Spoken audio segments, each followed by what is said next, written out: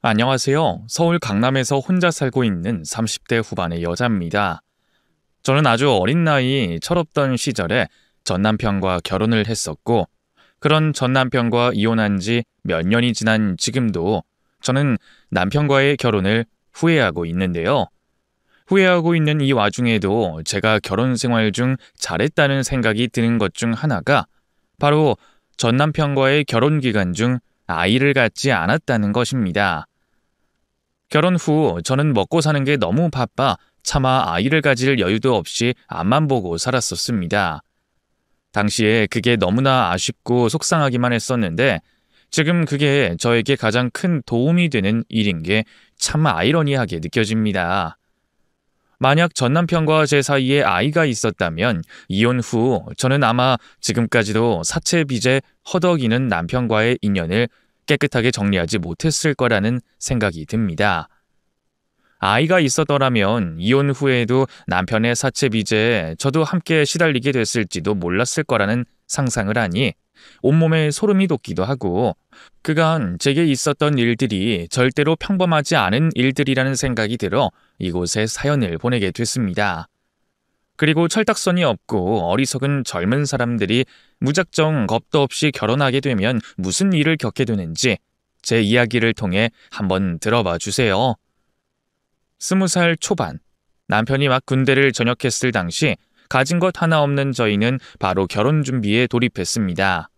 남편과 저는 서로를 사랑하고 있다는 것 자체만으로도 결혼할 사유가 충분하다고 생각했기에 결혼 준비를 했던 것인데 다른 사람들은 사랑한다는 이유 하나만으로는 결혼을 할 수 없는 것인지 저희의 결혼을 뜯어 말렸었습니다. 정연아, 너 우식이랑 결혼하기로 했다고 소문났던데 그게 사실이야? 그리고 너랑 우식이 지금 아르바이트하고 있는 이유도 너희 결혼식 비용 모으려고 그런 거라던데 맞아? 언제 또 그런 소문이 났대? 결혼 준비 끝나고 청첩장 나오면 말하려고 했는데 말하기도 전에 다 알고 있네? 너도 소문 들었겠지만 그 소문 다 사실이야. 우식이랑 나 내년 봄에 결혼할 생각으로 지금 아르바이트하고 있는 거야. 정연아, 너한테 이런 말 해도 될지 모르겠지만 내가 너랑 제일 친한 친구여서 하는 말인데 아무리 서로 좋아하는 사이라고 해도 그건 좀 아닌 것 같아. 우리 이제 23이고 직장도 제대로 없어서 부모님 밑에서 살고 있는데 결혼은 무슨 결혼이야. 너희 아직 부모님들한테 허락도 안 받았지? 결혼은 부모님들한테 먼저 허락받는 게 우선 아니야. 내가 아는 우리 엄마 아빠는 내 선택에 존중해 주실 분이셔. 우식이 부모님도 분명 그러실 거고. 그리고 네가 괜한 걱정하는 것 같은데 우리 둘 다 준비 제대로 해서 결혼할 생각이니까 너무 걱정하지 마. 그리고 우리 둘 다 부모님들 도움 없이 우리 스스로 결혼 준비하고 싶어서 아르바이트하고 있는 거니까 애들 사이에서도 우리 이야기 나오면 네가 잘 좀 이야기해줘. 친구들이 남편과 저의 결혼을 걱정하며 말리긴 했지만 저는 친구들은 아직 어리고 저와 남편은 친구들에 비해 성숙해서 결혼이라는 선택을 한 것이라고 생각을 했습니다. 그리고 평생 저를 사랑으로 키워주신 저희 부모님들은 저희 결혼을 당연히 허락해 주실 거라고 저는 믿어 의심치 않았는데 저희 부모님들은 제가 결혼 이야기를 꺼내자마자 기겁하시며 반대하셨습니다. 정연이 너 정말 미친 거니? 결혼은 무슨 결혼이야? 너희 나이 이제 고작 23이고 우식이 얘는 이제 막 전역했다면서? 대학도 안 나오고 직장도 없는 애들이 무슨 결혼을 하겠다고 까불고 있어? 결혼이 무슨 애들 장난인 줄 알아? 쓸데없는 소리 하지 말고 적당히 만나다가 직장 구하고 부모님들한테서 독립할 능력 되면 그때 다시 이야기해. 엄마, 우리 양가 부모님들한테 도움 안 받고 결혼하기로 했다니까? 결혼식장도 동네에서 제일 저렴한 곳으로 이미 계약했고 웨딩 촬영 날도 이미 다 잡아놨어. 한정연, 너는 집안의 대소사를 어떻게 어른들 허락 없이 네 맘대로 정하니? 엄마랑 아빠가 결혼 반대하는 이유는 돈 때문이 아니야. 너희가 아직 철이 없어서 이러는 것 같은데 그런 중요한 일은 좀 더 만나보고 결정하라는 거야. 그리고 너희 결혼하고 집은 어쩌려고 그래? 저희 친정 부모님들도 그렇고 시부모님들도 절대 결혼을 허락해 줄 수 없다고 했지만 남편과 저는 양가 부모님들의 반대를 무릅쓰고 저희가 계획한 대로 일을 진행시켜 버렸습니다. 저희가 번 돈으로 결혼식 준비도 끝내고 작은 월세집도 얻어 결혼 전부터 함께 살기 시작하자 그제야 양가 부모님들은 백기를 들고 어쩔 수 없이 저희 결혼식에 참석을 해주셨습니다. 부모들 허락도 없이 무작정 너희끼리 이런 식으로 결혼하는 거 마음에 안 들지만 이왕 결혼했으니 앞으로 잘 살도록 해라. 다만 너희 맘대로 결혼한 만큼 부모한테 도움받을 생각 일절 하지 말고 죽이 되든 밥이 되든 너희 알아서 먹고 살아. 엄마 말 무슨 말인지 알아듣겠니? 장모님, 제가 열심히 해서 정윤이 평생 굶을 일 없도록 하겠습니다. 그리고 장인어른이랑 장모님께도 효도하면서 살겠습니다. 저 믿어주셔서 감사합니다. 나 아직 우식이 너 안 믿어. 믿을 구석이 있어야 믿든가 말든가 하지. 그리고 우리 청년이 안 굶기는 것도 중요한데 안 울리는 게 더 중요해. 앞으로는 네가 이 집안의 가장이 되는 거니까 항상 책임감 가지고 청년이 위해서만 살아야 한다. 알겠지? 네, 장모님. 걱정하지 마세요. 제가 정연이 절대 안 울리고 화목한 가정이 될 수 있도록 제가 많이 노력하겠습니다. 20살 초반 많이 어렸던 저희가 별다른 걱정 없이 저희 맘대로 결혼을 밀어붙일 수 있었던 가장 큰 이유 중 하나가 바로 양가 부모님들이 부족하지 않게 산다는 것이었습니다.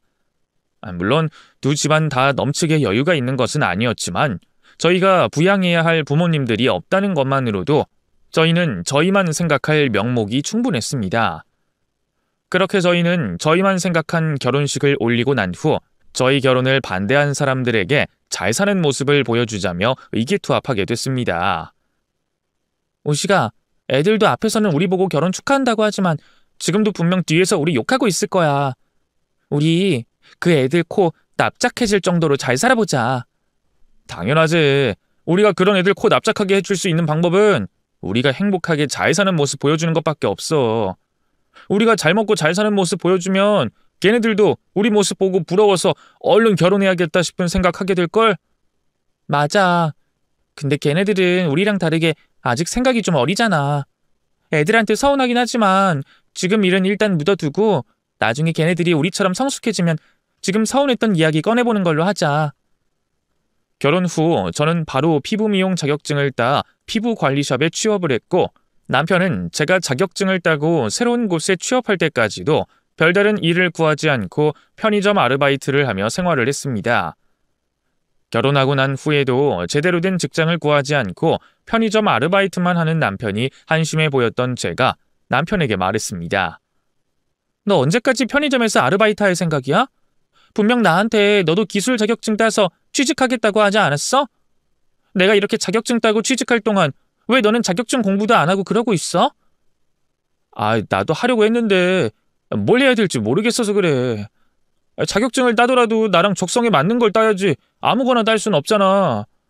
그리고 나도 이제 슬슬 공부 시작할 거야. 말로만 그러고 있는 게 지금 몇 달째야. 자격증 못 따더라도 편의점보다는 안정된 직장에 들어갈 수 있도록 구직 활동 좀 해봐. 너 자꾸 이런 식으로 하면 나 너랑 이혼할 수밖에 없어. 이혼? 지금 너 이혼이라고 했어? 아무리 그래도 그렇지 우리 결혼한 지 몇 달 됐다고 벌써 이혼 이야기를 꺼내. 너 그 말 진심이야? 결혼 초반에는 남편이 저를 더 많이 좋아하고 있기도 했고 제가 주도권을 잡고 있었기에 저는 남편에게 겁을 주고자 이혼 이야기를 처음 꺼내게 됐습니다. 물론 진심으로 했던 말은 아니었지만 남편을 겁주기에는 꽤 효과가 있었는지 남편은 제 입에서 이혼 이야기가 나오자마자 바로 편의점 일을 그만두고 보다 안정적인 직장에 취업했습니다. 그런데 남편은 회사 취직 1년 만에 저에게 일을 그만두고 싶다는 말을 해왔습니다. 자기야, 나 자기한테 할 말이 있는데 화 안 내고 들어줄 수 있어? 내 이야기 듣고 나랑 이혼하겠다는 말만큼은 절대로 하지 말아줬으면 좋겠어. 무슨 이야기인데 그래? 나 몰래 무슨 사고라도 쳤어? 요즘 일 열심히 하는 것 같더니 무슨 사고를 쳤길래 그렇게 말해? 그게 아니라 나 일 그만두고 싶어서 자기한테 허락받으려고. 나 1년 동안 묵묵히 열심히 일만 해왔으니까 일 그만두게 해주면 안 될까? 나 일하는 게 너무 힘들어서 그래. 고작 1년 해놓고 무슨 힘들다는 소리를 해? 몸 쓰는 일도 아니고 사무실에 앉아서 하는 일인데 뭐가 힘든데 그래? 그리고 일 그만두고 뭐 하려고? 일 그만두는 건 절대 안 돼. 그만두더라도 일할 곳 구해놓고 그만둬.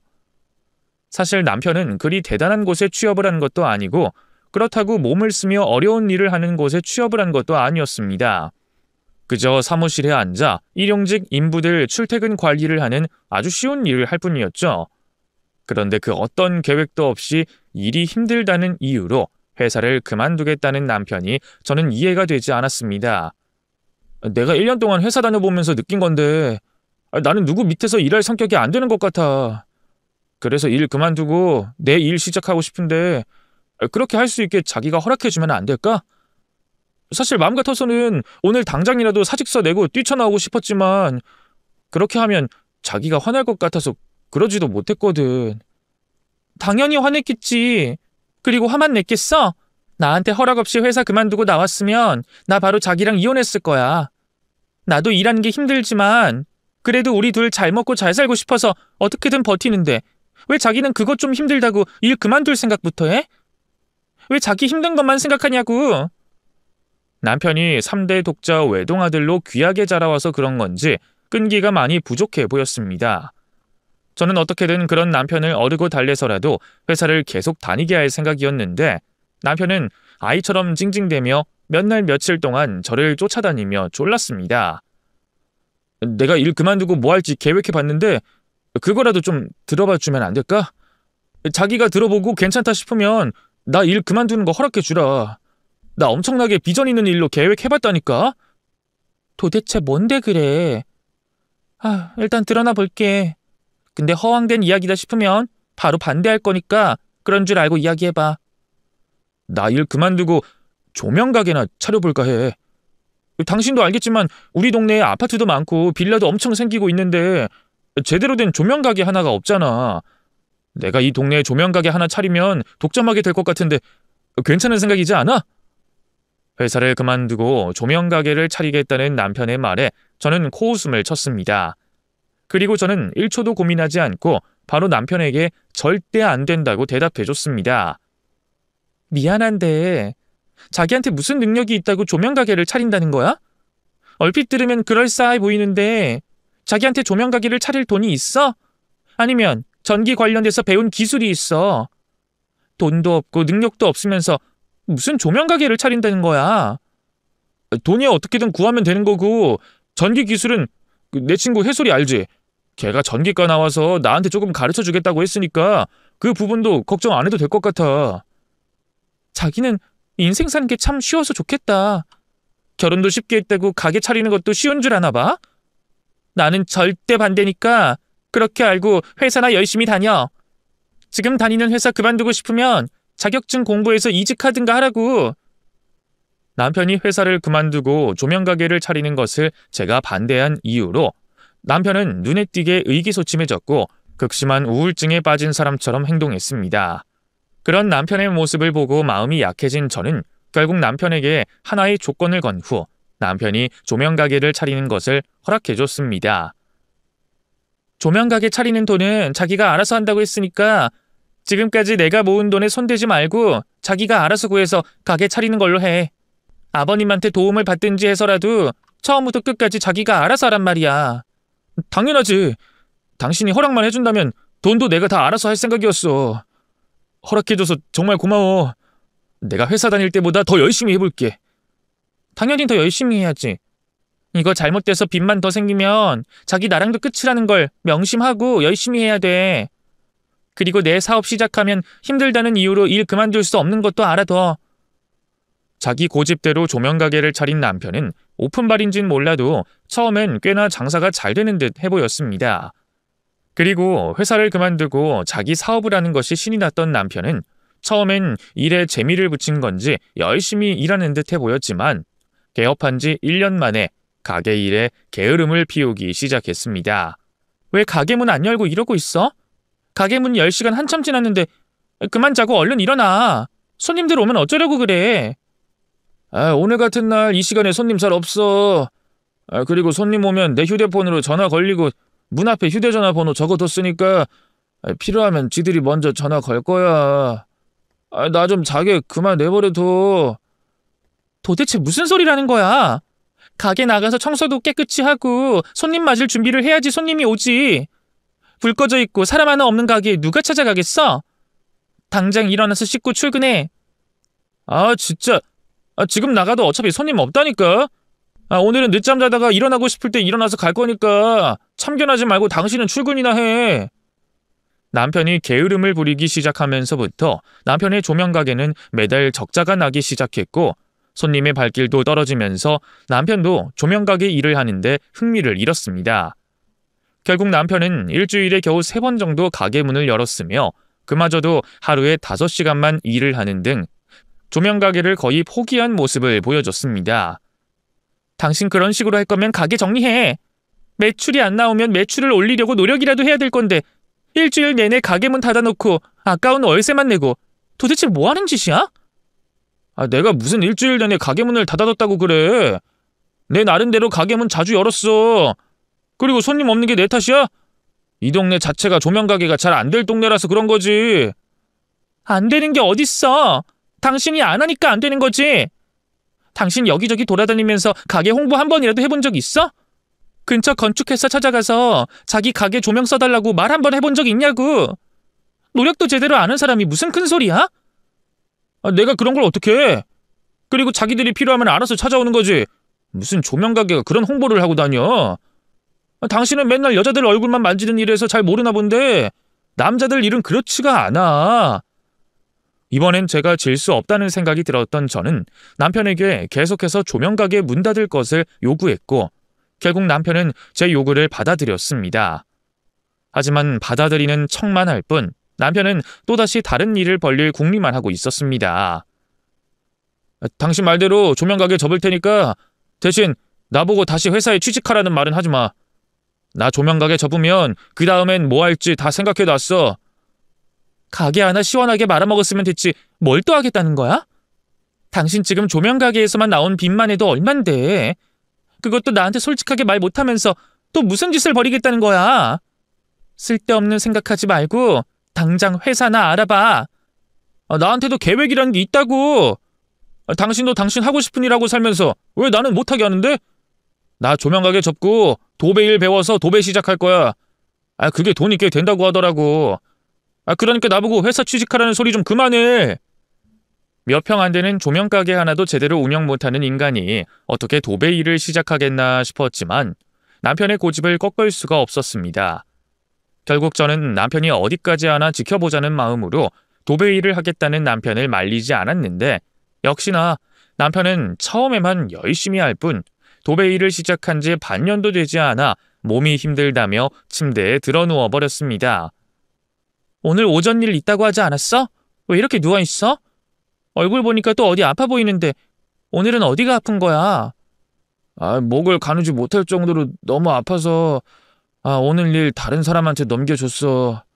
아마 일주일은 집에서 쉬어야 할 것 같아. 아니 저번 주에도 어깨 아프다고 3일이나 쉬었잖아. 근데 이번 주에도 아프다고 일주일을 통으로 쉬면 당신 도대체 일은 언제 하고 돈은 언제 벌어와? 내가 알아서 할게. 내가 알아서 할 테니까 제발 아픈 사람한테 잔소리 좀 그만해. 그래도 내가 생활비는 빠지지 않고 매달 가져다 주고 있잖아. 당신은 어떻게 아픈 사람한테 괜찮냐는 말 한마디도 없이 잔소리만 할 수가 있어?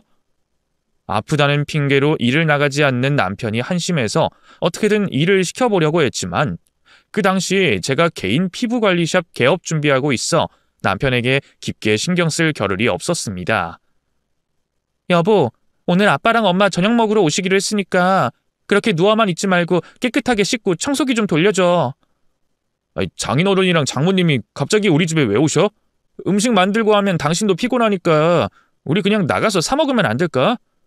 나 장인어른이랑 장모님한테 집 가지고 혼나기 싫어. 우리 아빠랑 엄마가 집 가지고 당신을 왜 혼내? 아빠랑 엄마는 별 생각 없으시니까 그냥 내가 시키는 대로 청소기만 좀 돌려줘. 그리고 음식은 내가 하는 건데 왜 이렇게 말이 많아? 여기 당신 혼자 사는 집이야? 나도 같이 사는 집이고 장인어른이랑 장모님이 오시는 게 나는 불편해서 그렇지. 그리고 갑자기 우리 집에 또 왜 오신대? 당신 말을 왜 그렇게 해? 나는 아버님이랑 어머님이 우리 집에 와도 단 한 번도 그런 말 한 적 없는데 당신 너무한 거 아니야? 그리고 아빠랑 엄마가 피부관리샵 오픈하는데 드는 비용 다 대주시니까 제대로 된 식사 대접 한번 해드리고 싶어서 내가 초대한 거야. 저희 부모님들은 제 결혼식에 제대로 된 도움 한번 주지 못한 게 내내 마음에 걸려 결혼식 비용 명목으로 저를 위해 모아두신 돈으로 저의 가게를 오픈해 주셨습니다. 그게 감사했던 저는 부모님을 집으로 초대해 식사 대접을 하려고 했던 것인데 남편은 정말 저희 부모님이 불편해서인 건지 일도 제대로 안 하고 집에만 붙어 있는 자신이 부끄러웠던 건지 화를 내며 자리를 박차고 집에서 나가버렸습니다. 그 이후 저는 남편에게 그 어떤 말도 하지 않고 부모님의 도움으로 오픈한 저의 피부관리샵에 매진을 했습니다. 원래부터 제 단골 손님이 많기도 했고 금방 입소문이 난 덕분에 저는 개인 피부관리샵을 오픈한 이후로 시간이 어떻게 지나가는지도 모르게 바쁘게 지냈습니다. 정연아, 그 엄마 친구가 이번에 이사한다고 도배업체 구하고 있다던데 박서방한테 다음 주 수요일에 시간 되냐고 물어봐 줄래? 다음 주 수요일이면 안 될 것 같은데. 박서방 요즘 목 디스크 때문에 아프다고 일 쉬고 있거든. 엄마 친구 보고는 다른 사람 구하라고 했죠. 아니, 저번 달에도 아파서 쉰다고 하더니 아직까지 그러고 있는 거야? 아니, 박서방은 도대체 왜 그런다니? 도배일 하기가 쉽지 않은 몸이면 하루라도 빨리 그만두고 다른 일 구하든가 해야지. 왜 아프다고 집에서 그러고만 있대? 그럼 지금 너희 집에 돈 버는 사람 너 하나야? 아니야. 박서방 그래도 매달 생활비는 꼬박꼬박 잘 가져다주고 있어. 그리고 박서방 계속 아프다 싶으면 내가 다른 일 시킬 생각이니까 너무 걱정하지 마, 엄마. 내 딸 평생 암 굶기겠다는 놈이 내 딸만 일 시키고 자기는 탱자탱자 놀고 있는데 어떻게 걱정을 하냐니? 너 박서방 제대로 잡아. 안 그러면 나중에 너 돈 더 잘 벌면 너만 일 시키고 지는 평생 집에서 놀 수도 있어. 엄마 말 무슨 말인지 알아들었니? 친정 부모님들이 일을 하지 않고 집에서 노는 사위를 걱정하기 시작하면서부터 제 체면 때문이라도 남편을 가만둬서는 안 되겠다는 생각이 들었습니다. 부모님들 보는 눈도 있으니 어떻게든 남편을 잘 달래서 도배 일을 하게 만들든 다시 회사에 들어가게 하든 해야겠다는 생각이 들었던 저는 또 이혼이라는 무기를 꺼내들었습니다. 당신 지금 나랑 이혼하고 싶어서 이렇게 살고 있는 거지? 당신 지금 나보고 이혼해달라고 시위하는 거 맞지? 아니, 퇴근하고 왔으면 밥이나 차리지. 갑자기 무슨 뚱딴지 같은 소리야. 아, 오늘은 또 뭐가 마음에 안 들어서 이혼 이야기를 하는 건데. 당신 도대체 무슨 생각으로 일 안 하고 집에서 놀고만 있어? 내가 볼 때 당신 목 그렇게 아파 보이지도 않는데 왜 일을 안 나가는 거냐고. 이 정도면 나랑 이혼하겠다는 의미 아니야? 당신 나 겁주려고 자꾸 이혼 이야기하면서 협박하는데 이제 그거 나한테 안 먹혀. 당신 말만 이혼하지 나랑 진짜 이혼할 생각 없잖아. 그리고 매달 생활비 잘 내면 그만 아니야? 왜 한동안 안 하던 잔소리를 하고 그래? 이혼이라는 무기로 제가 협박을 한다는 것을 눈치챈 남편 앞에서 저는 당황해 아무 말도 할 수가 없었고 남편 말대로 매달 꼬박꼬박 생활비를 주고 있는 이 상황에도 더 이상 꼬투리를 잡을 수가 없었습니다. 하지만 저는 일도 제대로 하지 않는 사람이 어떻게 매달 생활비를 주는 건가 싶어 몰래 지켜봤지만 뭐 딱히 도박을 한다거나 불법적인 일을 하는 것 같아 보이진 않았습니다. 당신 어쩔 때는 한 달 내내 일 안 나가고 쉴 때도 있는데 도대체 어떻게 생활비를 주는 거야? 지켜보니까 도박하는 것 같진 않아 보이던데 설마 아버님한테 도움받고 있어? 당신 내가 도박하고 있을까봐 몰래 지켜보고 있었어? 궁금했으면 이렇게 대놓고 물어보면 되지. 왜 몰래 사람을 지켜보고 그래? 그리고 나 아빠한테 도움받고 있는 것도 아니고 주식 투자한 게 잘 돼서 그걸로 주고 있는 거니까 쓸데없는 걱정하지 마. 주식을 하고 있었다고? 그게 사실이야? 근데 왜 나한테 그동안 말 안 했어? 그래서 당신이 일 안 나가고도 돈 걱정 없이 집에서 쉴 수 있었던 거구나. 주식으로 수익을 내고 있었다는 남편의 말에 저는 어쩌면 남편은 일할 팔자가 아니라 평생 배짱이로 살 팔자일지도 모른다는 생각을 하게 됐습니다.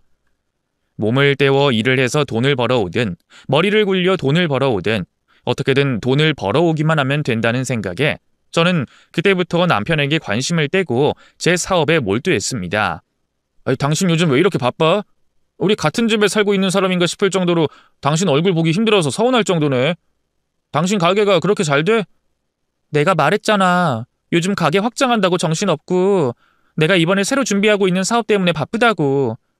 내가 가게에 붙어있을 수 없을 정도로 바빠져서 이번에 직원도 5명이나 더 뽑았어.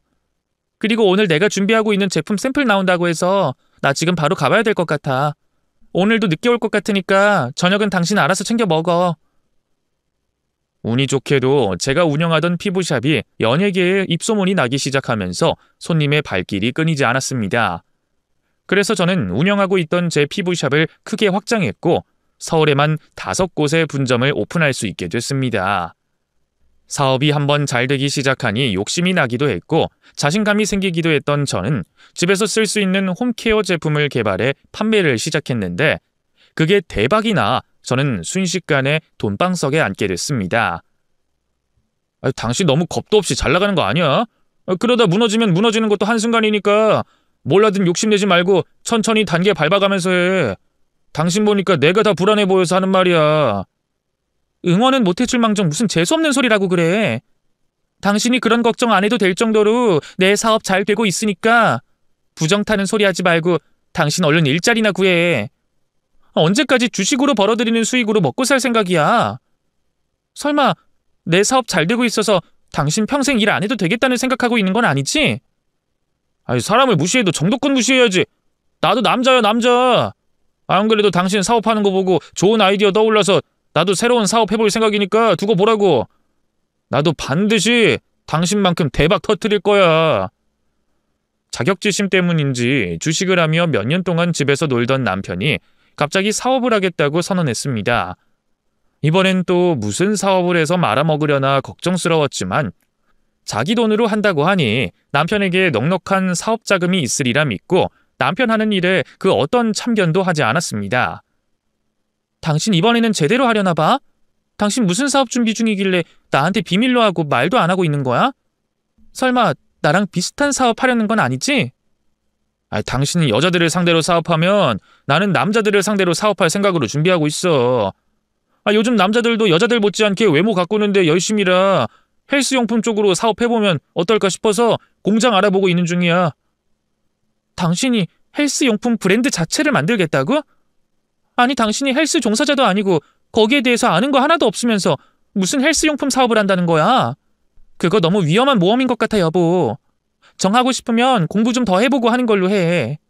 당신 사업 하나 대박쳤다고 지금 나 가르치려 드는 거야? 헬스에 관해서는 여자인 당신보다 남자인 내가 더 많이 하니까 참견하지 말고 당신 일이나 잘해. 제가 뷰티 쪽으로 대박을 내서 그런 건지 남편은 갑자기 헬스 쪽으로 사업을 시작해보겠다고 말을 했고 전문 지식 하나 없이 사업을 시작하려는 남편이 걱정돼 저는 남편을 위해서라도 남편을 말리려고 했습니다. 당신 준비하는 거 보니까 사업 엄청 크게 하려는 것 같은데 그러지 말고 그냥 우리 회사에 들어와서 당신이 회사 관리해주는 걸로 하면 안 될까? 나 매장 일로도 충분히 바빠서 회사 일은 내가 신경 쓸 수 없어서 그래. 그러니까 당신이 내 일 좀 도와줘. 됐어. 나도 내 일 할 거야. 내가 왜 당신 밑에서 일해야 돼? 나 당신한테 월급 받으면 자존심 상할 것 같으니까 나 말리지 마. 둘 다 가진 거 없이 시작했는데 당신만 잘 되면 뭐해? 잘 돼도 같이 잘 돼야지. 당신 설마 내가 잘 될까 봐 걱정돼서 그러는 건 아니지? 그게 무슨 말이야. 당신 잘 되면 나도 좋지. 근데 괜한 도박을 하는 것 같아서 그래. 당신 돈도 많이 없을 텐데 빚내서 큰돈 쓰지 말고 나랑 같이 일하자. 당신한테 대표 직함도 넘겨줄게. 당신한테 말 안 했지만 나 주식으로 대박쳐서 당신이 걱정할 정도로 돈 없진 않아. 그리고 바지 사장 같은 거 할 생각 없으니까 나 그만 꼬셔. 나도 당신한테 내가 어떤 능력이 있는지 보여주고 말 거야. 주식으로 대박을 쳤다는 남편의 말을 내 눈으로 직접 확인은 하진 못했지만 저는 남편의 말에 의심 한번 하지 않고 믿어버렸습니다. 몇 년간 단 한 번도 미루지 않고 생활비를 준 것만 봐도 남편이 주식을 잘하는 사람인 건 확실해 보였기 때문이었죠.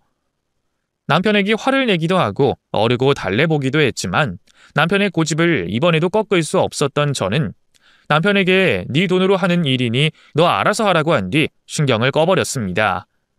그런데 남편이 사업을 시작한 지 3개월이 접어들고 있는 시점에 무서운 인상을 가진 덩치 좋은 남자 3명이 저희 회사로 저를 찾아왔습니다.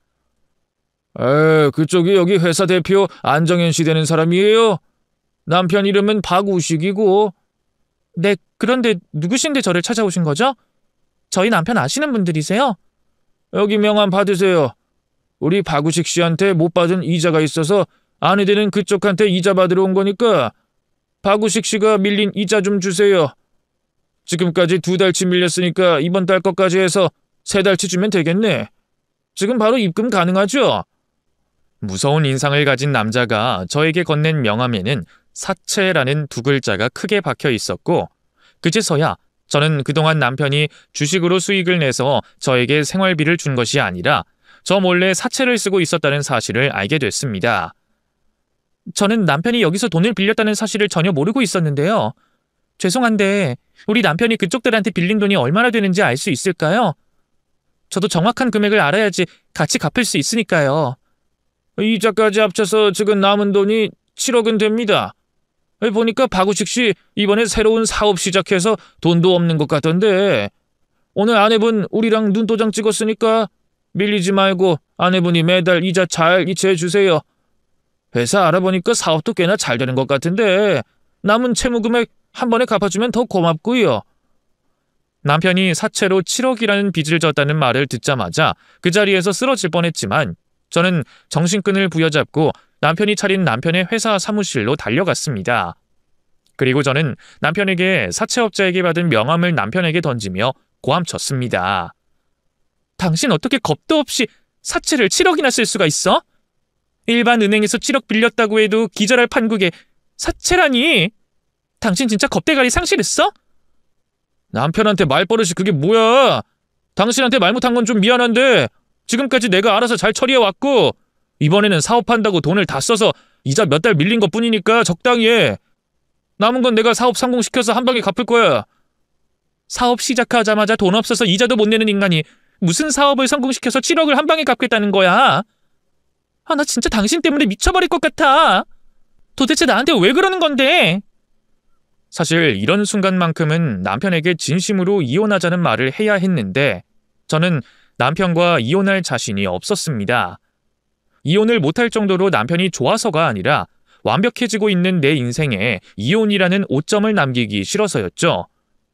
그것을 너무나도 잘 알고 있었던 남편은 큰 사고를 쳤음에도 불구하고 미안한 기색 하나 없이 오히려 더 뻔뻔하게 나왔습니다.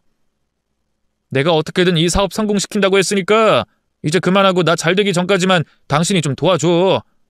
솔직히 지금 당신 능력으로 매달 이자 몇백 내는 거 어렵지 않잖아. 당신이 진 빚이니까 당신이 책임져야지. 나한테 상의 한마디 없이 7억이라는 사채 빚내놓고 뒤처리를 나보고 같이 하자고? 나 절대로 그냥은 못 해줘.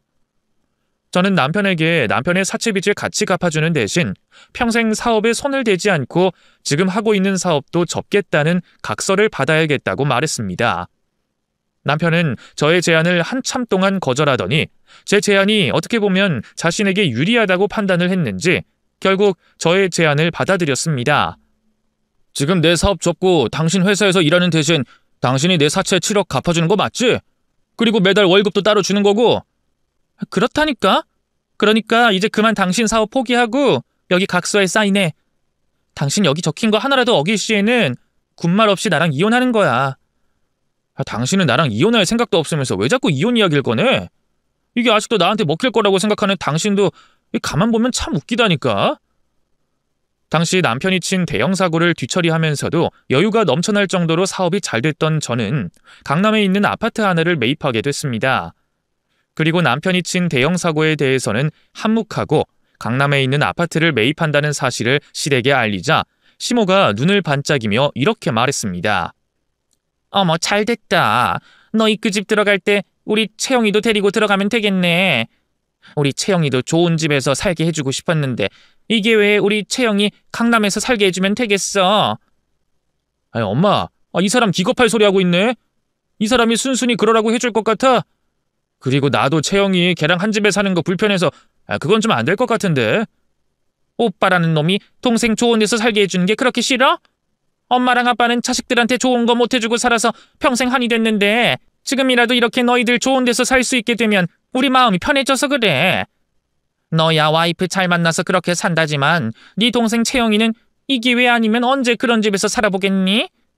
엄마랑 아빠는 강남에 못 살아봐도 너희들만큼은 거기서 살아봐야지.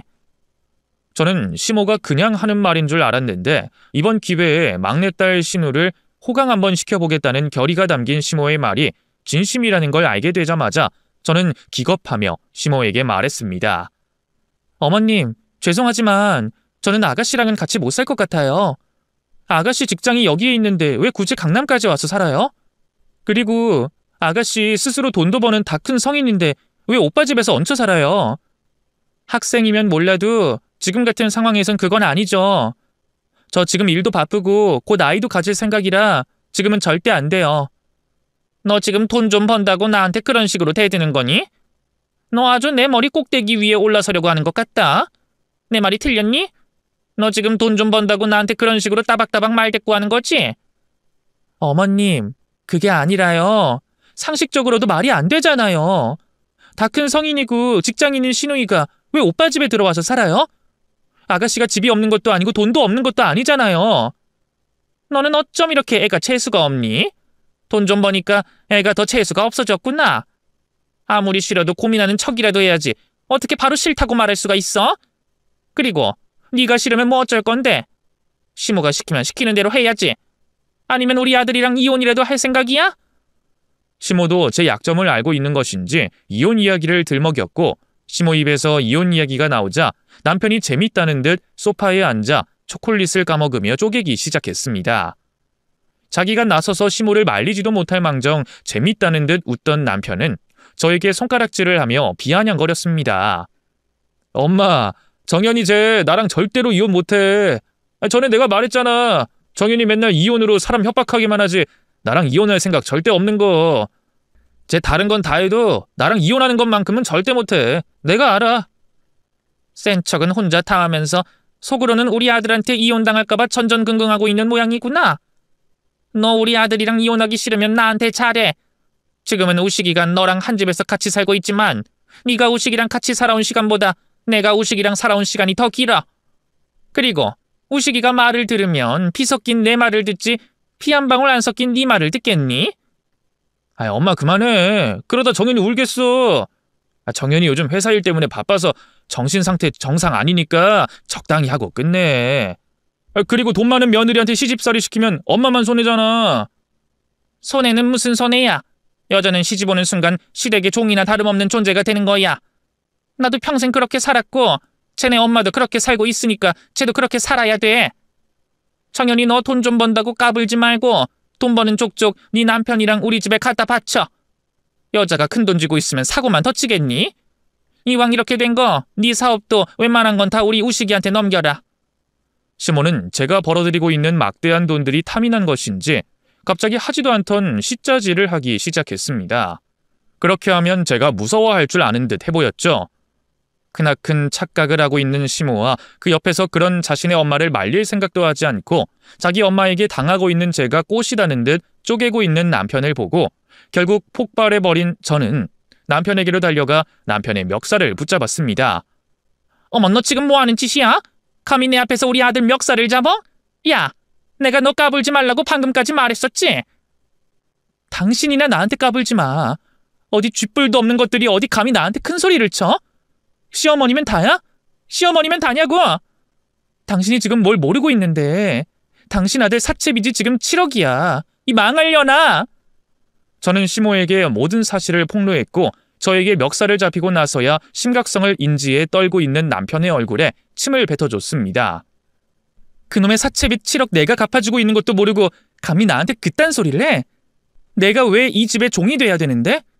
능력 없는 놈 지금까지 데리고 살아준 것만으로도 고마워해도 모자랄 망정이지 감히 나한테 지 딸까지 떠넘기려고 해? 내가 자원봉사자야? 내가 왜 네 새끼 둘 다 먹여 살려야 되는데? 여보 제발 진정해. 방금은 엄마랑 내가 당신한테 장난친 거지 진심으로 했던 말이 아니야. 당신 왜 이렇게 화를 내고 그래? 지랄 연병 그만 떨어. 그리고 내가 너랑 이혼을 왜 못해? 나도 한다면 하는 사람이야. 그리고 지금 이혼하면 너만 손해지 내가 손해볼 게 뭐가 있니? 너랑 이혼하면 나 네 사채빚 7억도 안 갚아줘도 되고 그 좋은 강남 아파트에서 혼자 떵떵거리면서 살아도 돼.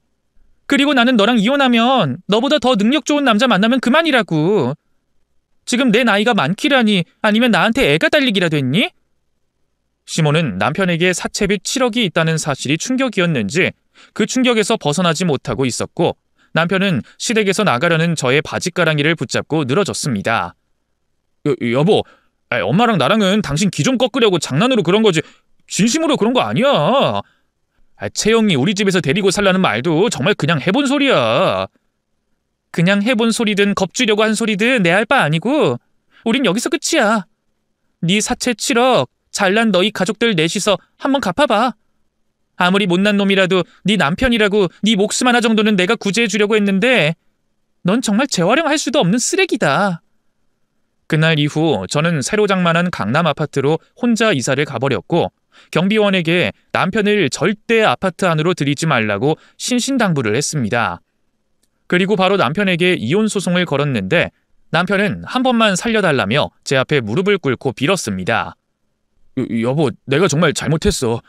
당신 몰래 사채비 쓴 것도 잘못했고 그날 엄마가 당신한테 뭐라고 하는 거 옆에서 비웃어서 정말 미안해. 내가 뭘 잘못했는지 다 알고 있고 반성하고 있으니까 한 번만 용서해줘. 나 당신 없이 못 사는 거 당신도 잘 알잖아. 나랑 이혼하면 그 사채빚 너 혼자 갚아야 될까봐 나 붙잡는 거 내가 모를까 봐서 그래? 안 그래도 오늘 오전에 사채업자들이 또 나 찾아왔더라고. 우리 이혼 소송 중인 거 걔네한테 말했고 경찰 불러서 쫓아내서 걔네 이제 나한테 안 찾아오고 너한테만 찾아갈 거야. 그러니까 앞으로 네가 싼 똥은 네가 치우는 걸로 해. 꽤나 긴 시간과 돈이 들어가긴 했지만 저는 남편과 무사히 이혼 소송으로 끝을 낼 수 있었습니다. 이혼 소송 과정 중 아이가 없다는 사실이 얼마나 다행인지 하늘에 감사할 정도였습니다. 이혼하고 난 후 저는 남편과 시댁 식구들의 연락을 차단했는데 그 이후 친구들을 통해 들은 소식으로는 남편은 사채업자들에게 시달리는 걸 견디지 못해 가족들을 버리고 도망을 가버렸고 남편이 빌린 사채 일부분을 시부모님들이 갖고 있던 유일한 재산인 집을 팔아 갚았다고 했습니다. 그리고 나머지 돈은 시부모님들과 신우가 일을 해가며 이자만 겨우 내며 살아가고 있다는 이야기도 함께 듣게 됐습니다. 남편과 이혼을 하지 않았더라면 그 돈을 내가 갚아야 했다는 사실도 끔찍했고 아이가 있었더라면 사채 빚더미에 앉아있는 남편과 깨끗하게 연을 끊지 못했을 수도 있다는 것도 참 끔찍합니다.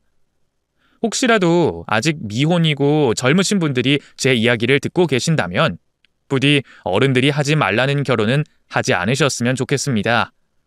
정말 어른들이 하지 말라는 데는 다 이유가 있더라고요. 저도 결혼 전 저희 부모님의 말씀을 듣고 남편을 조금 더 만나보다가 결혼을 생각했으면 이런 일도 겪지 않아도 됐을 거라는 생각이 듭니다. 이미 지난 일이라 후회를 해도 소용없지만 부디 저 같은 사람이 생기지 않길 바라는 마음에 드리는 말입니다. 비록 저는 이혼을 해서 인생에 오점을 하나 남기긴 했지만 그래도 그것만 제외하고는 너무 행복한 삶을 살고 있습니다. 사업도 계속 잘 되고 있고 자유를 얻은 것만 같은 기분이 들거든요. 저희 친정엄마는 돈도 잘 벌고 아직 젊으니 재혼을 하라고 하지만 저는 그냥 제가 버는 돈 저 혼자 다 쓰면서 평생 혼자 살고 싶습니다. 결혼을 한번 해보니 결혼이 인생의 마침표가 아니라는 생각이 들었거든요.